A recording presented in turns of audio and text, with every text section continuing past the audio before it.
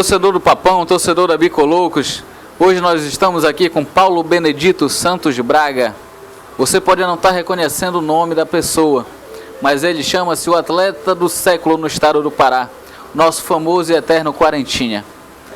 Quarentinha, primeiramente é um prazer enorme estar aqui ao seu lado, saber que você com certeza trouxe muitos torcedores para o Papão, essa torcida que hoje é a maior da região norte do Brasil e que você fez parte e faz para sempre parte da nossa história. É um prazer falar com você. O prazer é todo nosso, é uma satisfação muito grande de ter recebido durante a minha atividade profissional todo o respeito e admiração do torcedor alviceleste e parte também do próprio adversário, porque eu acho que é com respeito que você consegue algo, que mais tarde você possa exatamente dizer, eu fiz algo, mas fiz com respeito e admiração. Como foi teu início de carreira, Quarentinha? O início de carreira de um jogador de futebol, principalmente, quem mora na área suburbana, eu comecei no meio de rua. De meio de rua passamos para os campos suburbanos. Dos campos suburbanos nós fomos exatamente chegar a uma segunda divisão do Campeonato Paraense, atuando umas 4 ou 5 partidas pelo Dramático, e encerrado o campeonato, recebi um convite do patrão do meu irmão, o senhor Armando Moura, muito amigo da família, para que eu fosse fazer um período de treinamento, um teste do Clube do Remo.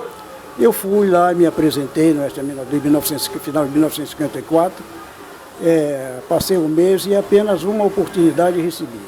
Quero deixar bem claro que sou torcedor do Paysandu desde passei a me entender, mas se tivesse ficado lá, permanecido lá, eu seria o profissional. Entendeu? Porque eu acho que a atividade profissional do cidadão, de uma pessoa, ela tem que ser desenvolvida, desempenhada sem qualquer paixão clubística.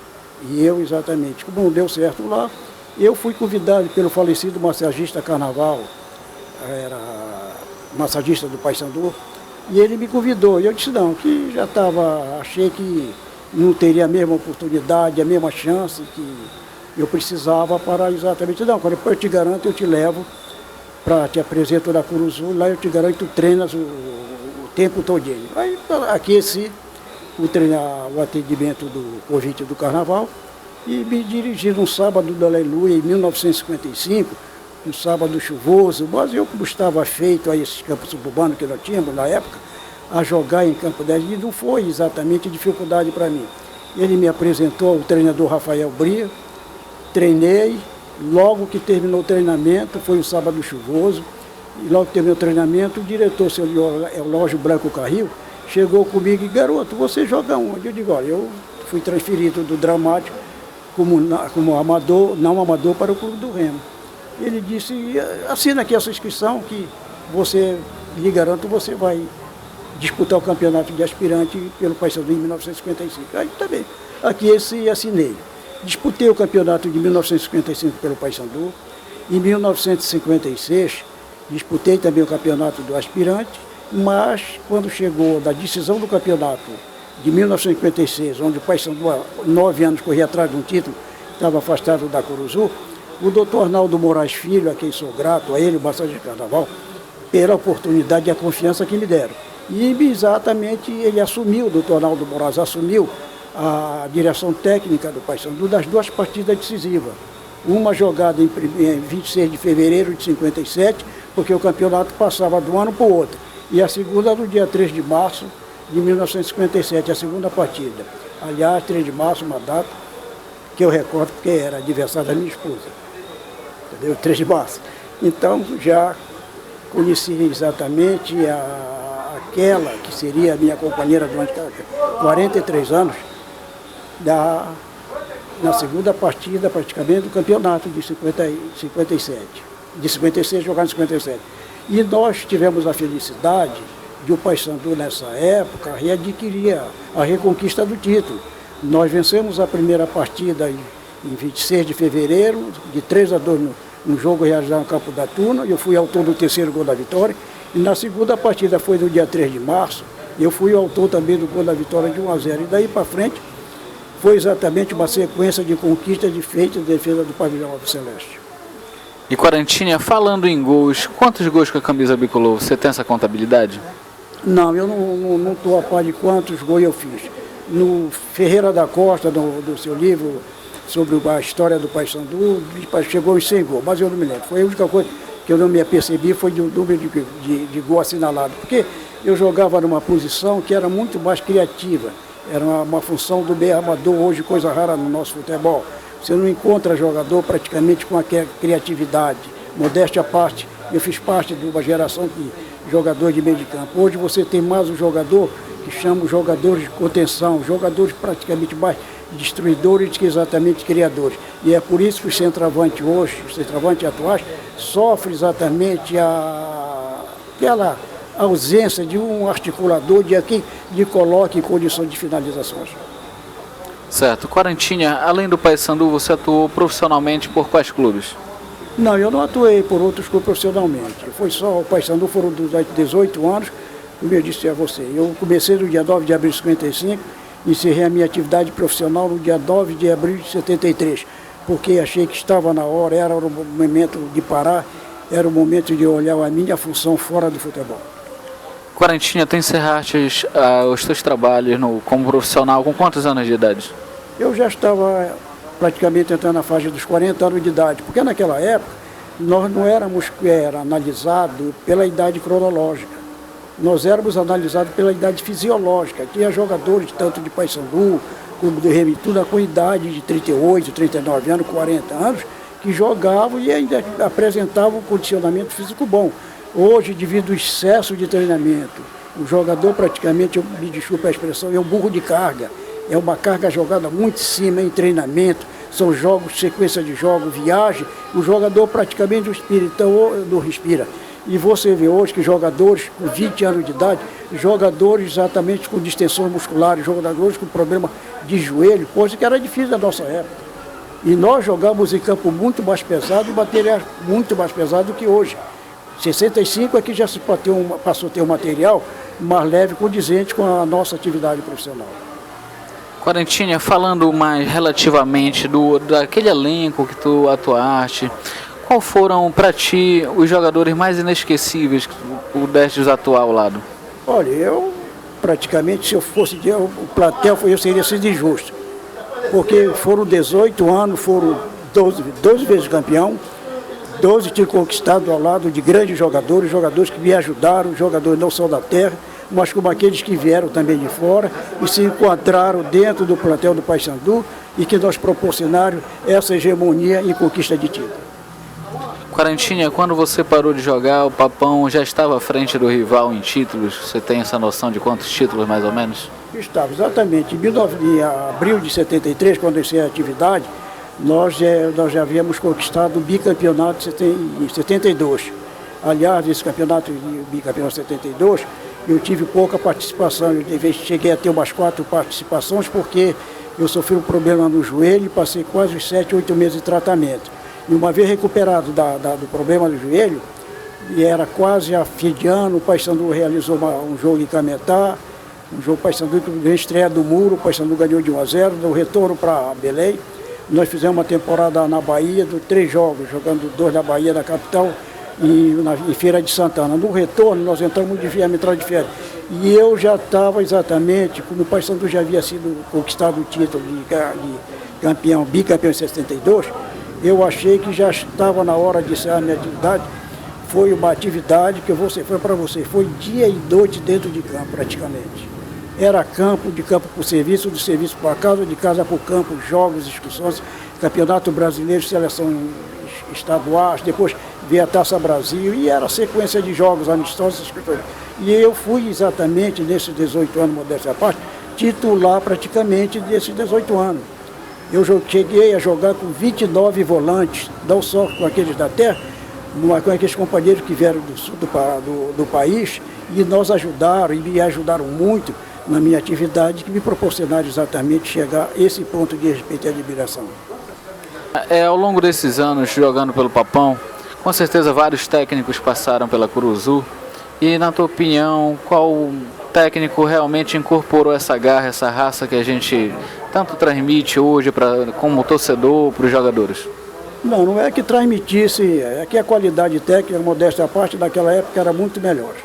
Até 80, por aí, 90, mas depois nós tivemos uma queda muito grande de qualidade técnica. Na nossa época, eu tive um treinador chamado Gentil Cardoso, um dos maiores treinadores que eu trabalhei, passou por aqui.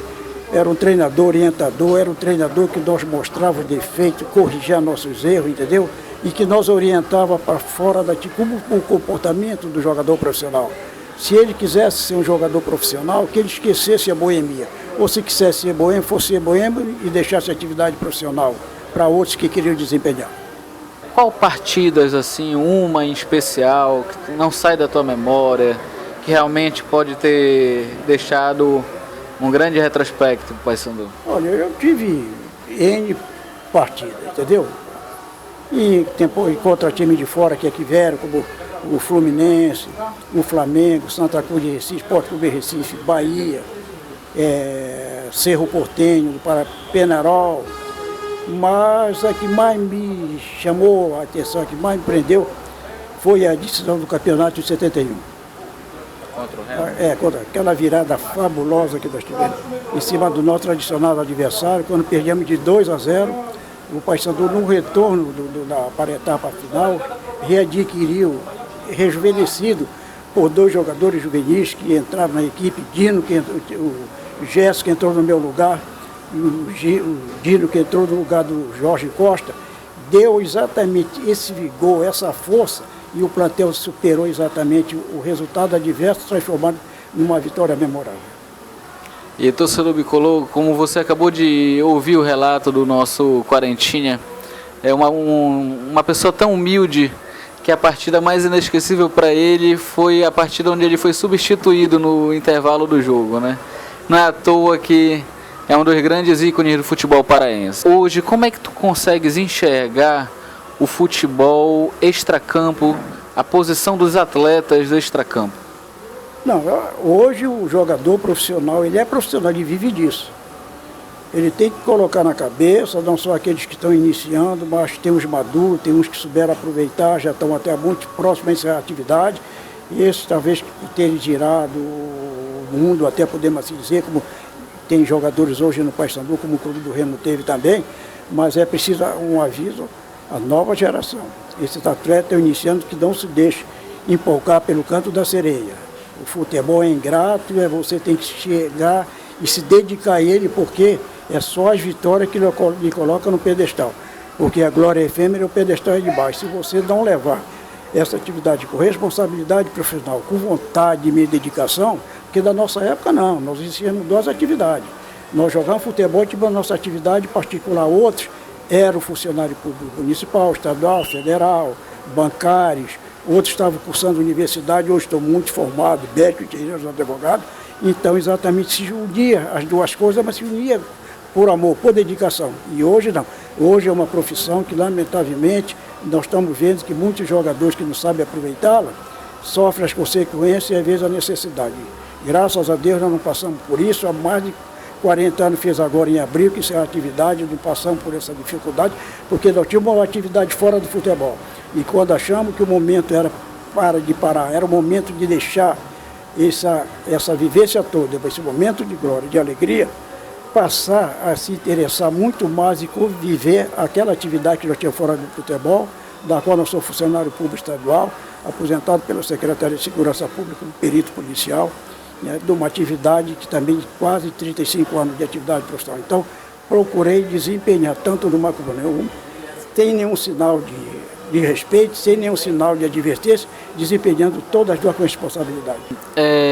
Hoje nós sabemos o tanto de partidas gloriosas que você participou com a camisa bicolor. Existe um sonho pessoal, ainda sonhas agora como torcedor, um título especial, uma vitória especial para o Paysandu? Não, cada título, cada vitória é uma alegria que hoje você tem como torcedor. Por exemplo, eu depois que parei de jogar, fui como torcedor, tenho a alegria de ver as maiores conquistas que o Paysandu teve na sua história. Foi a Copa dos Campeões, a Libertadores, campeão da Copa Norte. Todos esses títulos, cada eles que vão chegando, vão nos dando essa felicidade e essa alegria de convivermos exatamente, porque a nossa parte ficou para trás, ficou já inserida na história do clube, porque, como diz a história, nem os deuses conseguem apagar. Então você deixa o passado, e esse passado já faz parte, depois já passa a viver um outro, você passa a ver o lado do torcedor. E eu, como torcedor hoje, eu vejo as coisas que nem sempre aquilo que a gente quer pode acontecer, porque eu estive lá dentro durante 18 anos, e sei que às vezes foge a nossa vontade aquilo que às vezes o torcedor quer. Nós sabemos que escrever uma bonita história como a tua requer tempo, requer profissionalismo, requer acima de tudo um ótimo caráter, que isso todos nós sabemos que você tem, mas acima de tudo requer adversários. Quais adversários são inesquecíveis para você? Não, olha, do resto a dúvida é que a tradição, a rivalidade está entre Paysandu e Clube do Remo. A Tuna também era, naquela época, uma equipe de grande potência. E se eu disser uma coisa para vocês, você ficou até surpreso. Nós, quando enfrentamos a Tuna, que a Tuna era uma espécie de divisor de água, apesar do grande time que tinha, às vezes a gente disse, se conseguir suplantar a Tuna, a gente chega ao título. E acredito que no clube dele também devia ter essa mesmo pensamento, esse mesmo ideias que nós tínhamos, porque a tradição dos dois, de tantos jogos, tantas coisas, não chamava de fato a atenção, mas a Tuna merecia um respeito muito grande. E entre esses nomes, Quarentinha, pela Tuna, que nomes tu poderia citar como grandes jogadores que vestiram a camisa Cruz Maltina? Da Tuna eu tive a oportunidade de enfrentar, mas pelo que eu vi, que enfrentei, da minha época eu vi o maior jogador e até hoje da Tuna e dentro do futebol pareço, um jogador com a qualidade, um jogador que chamava China, Luiz Cunha. Um jogador que se recomendava a qualquer grande equipe, mas só que naquela época, nós jogadores daqui, não fazíamos tanta questão, às vezes havia interesse também de clube de fora, entendeu? No meu caso, o Flamengo do Rio quis me levar, o Santa Cruz, Fluminense, existiam propostas daquela época, mas que não era tão interessante para nós pela nossa atividade fora de futebol. Isso acontecia com o jogador de Remo, Paysandu e Tuna, entendeu? A Tuna Clube de Cidentídio, o China, o Clube do Remo teve uns 4 zagueiros da minha época, o Socol. O Socol, na história do futebol pareço do Clube do Remo, é um jogador que forma em qualquer equipe que se tiver lá no Clube do Remo. Era um jogador de grande qualidade. Não tínhamos, não desmerecendo, estiveram depois, também que proporcionaram, deram aos clubes as conquistas, feitos memoráveis, mas ficaram aqueles jogadores marcados, entendeu? No Paysandu teve Natividade, teve Gilvando, teve tantos jogadores, e era exatamente o futebol daquela época que se juntavam os que vinham de fora. No caso de Gilvando era baiano, o Jambo que jogou no Clube do Remo era mineiro, o Vélez, um uruguai que veio para o clube, um dos maiores goleiros que passou aqui no Pará, viu? Teve Castilho, que veio, que foi campeão conosco como profissional e Bastardi como jogador profissional. A Tuna teve o Stanilau, teve Juvenil, viu? Eram jogadores mesmo de grande qualidade técnica. Paysandu, Remo, tudo atinge valores que poderiam ter saído daqui, mas como você não saíram, porque não se fazia questão pela atividade fora do futebol. Hoje não. Se é hoje, eu tenho a certeza que nenhum de nós pensaremos 2 vezes. Sairíamos lá exatamente da hora da proposta, porque hoje é uma profissão rendosa. E Quarentinha, e aqueles atletas que não conseguiram fazer aquele popularmente conhecido pé de meia extracampo, né? Como é que conseguiram, na verdade, conciliar o futebol com outras profissões? Olha, como eu lhe frisei, da nossa época tiveram jogadores, hoje estão muito formados. Agora me acabou saindo daqui o Écio.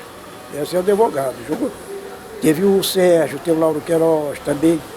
Tiveram que dar uma parada, outros foram advogados, economistas.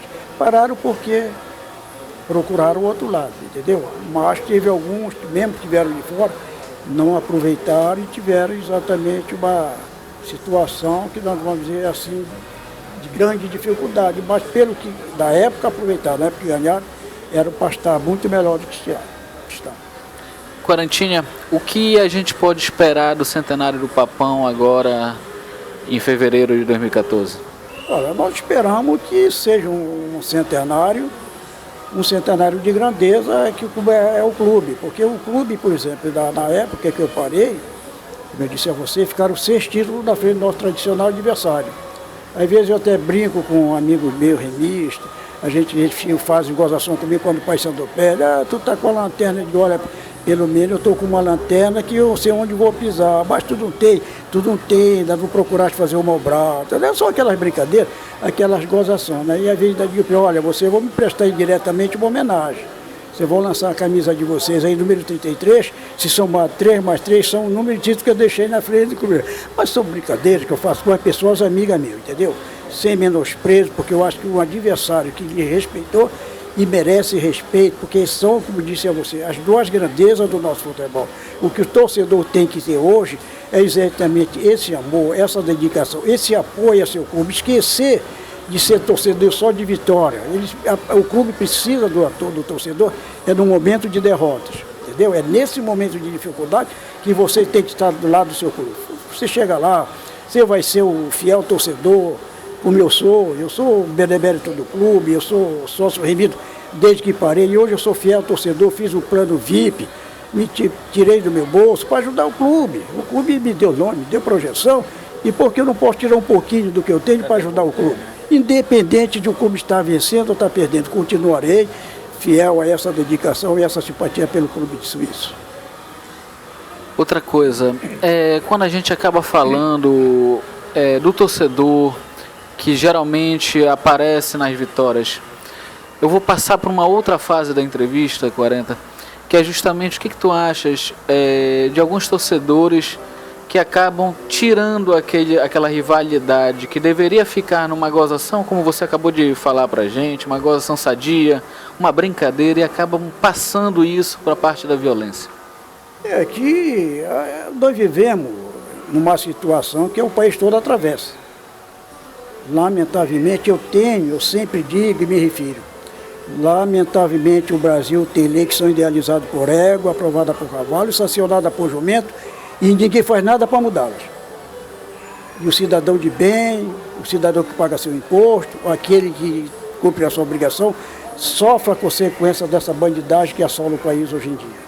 É falta de poder de autoridade com poder de autoridade. Essa que é a realidade.